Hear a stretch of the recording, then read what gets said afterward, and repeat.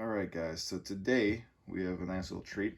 We have a brand new condition, Remington IZH18MN, sorry.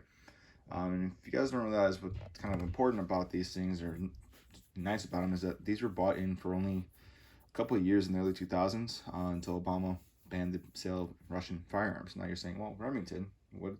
That's not Russian. Well, actually, this is one of the few rifles that Remington imported under contract from Байкал, which is a Russian sporting company. A lot of people kind of know them as the Sporterized Makarovs in the United States. You know them for, but or the air guns. And you see here simply marked Remington. Then you have the IZH18MN, which would stand for IZMASH or IZVESH, which is the manufacturer of this. See your caliber here. Moving on to the other side, it's confirmed being imported right there, USSG, Rockledge, Florida, and being manufactured in Izhevsk, or by IZMASH in Russia, sorry. So it's not really known as IZMASH Arsenal anymore. It's now known as Kalashnikov Concern. So, yeah, you see IZMASH right there, and then MN would be the pretense, I guess you say. Here you see these serial numbers marked as R in the ending. I believe those are for the Remington contracts. So it's really similar. It's almost like a break action shotgun almost. If you look right here, let's go over some features going from the stock forward. We have a nice rubberized butt plate that is actually fitted very well to the stock. You have a nice fixed sling swivel, which is non-detachable, so you cannot use those quick detaches. It is pinned on, and then it is staked right there. This appears to be a cast sling loop.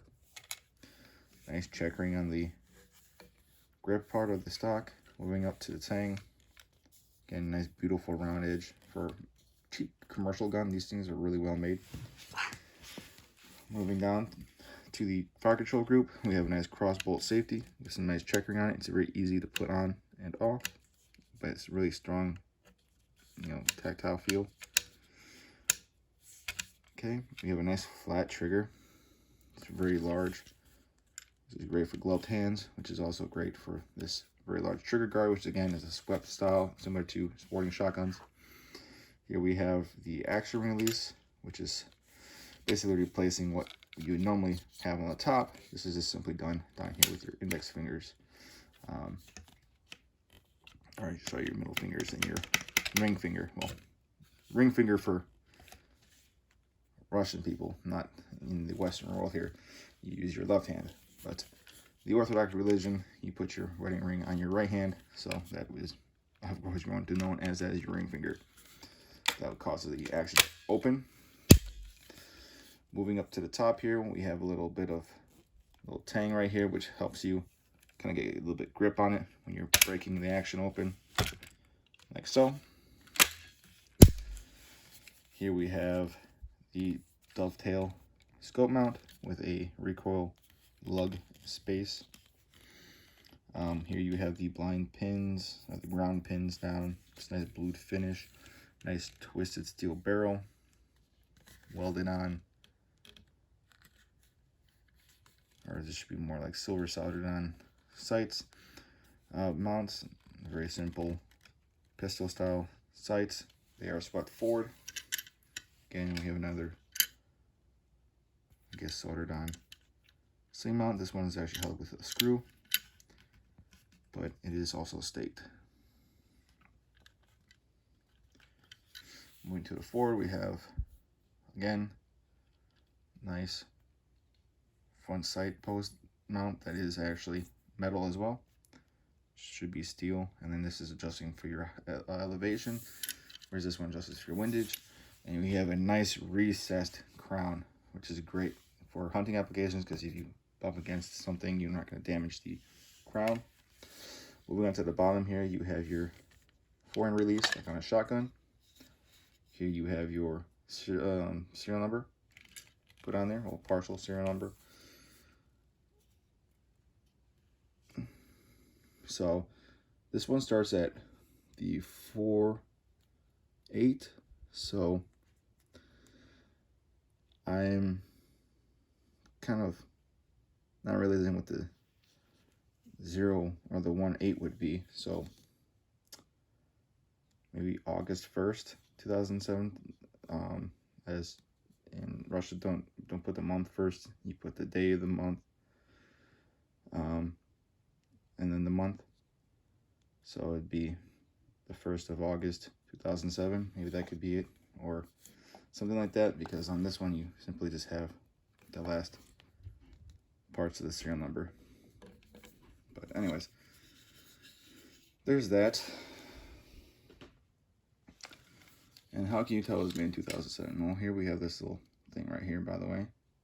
Here you have the marking for the caliber on the barrel itself, which is 270. You have a proof mark with the Cyrillic equivalent to the words ZH, pretty much the J right there. That's the letter for that, which would basically make this sound right there. All right. So let's go ahead and break it open into its takedown configuration, which you simply just pull out back, and there you go. Moving on to the receiver set, you see a nice flat face, and you see the manufacturer parking here. In Russia, this is the symbol for the Russian kind of sports, firearm type thing, and then you have the year of production right there, which is 2007, which would make sense for the 07. So there you go. That's how you can tell that was made in 2007. Moving on to the barrel here. Again, we have the model number on the bottom of the locking piece. We have the full chamber or serial number. Again, the manufacturer date. Another proof mark, which is a Cyrillic P, and 270 Winchester. And as you can see here, this is your little extractor. So as it closes, it pushes, rides in the cam and pushes it forward, kind of similar to an AK. Little lug right there.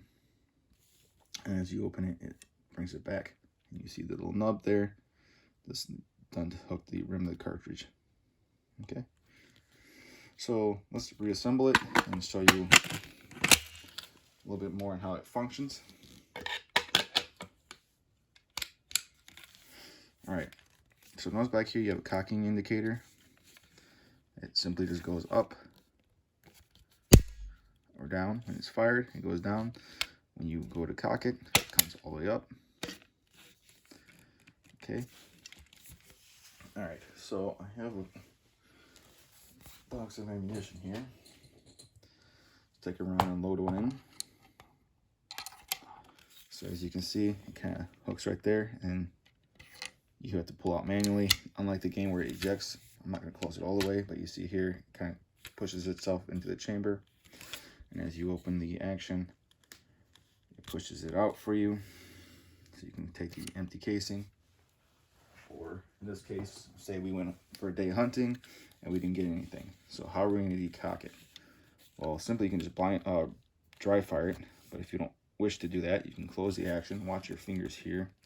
And you're doing everything because you want to smash your fingernails. You simply point in a safe direction and pull this down again. It might be stiff, but it's meant to go down again. So hold it down, pull the trigger, and slowly release that lever. And you will simply lock your gun again and decock it. So as you can see, the barrel needs to be closed when you do this. There you go, you're safe. But anyways, let's talk about the barrel length. We're looking at a 23 5/8 barrel, or a 60 centimeter barrel. And the overall length, when you're holding it, it doesn't look that crazy.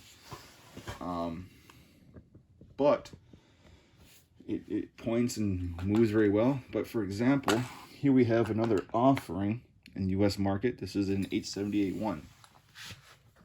Or sorry, 590A1. I am losing my mind.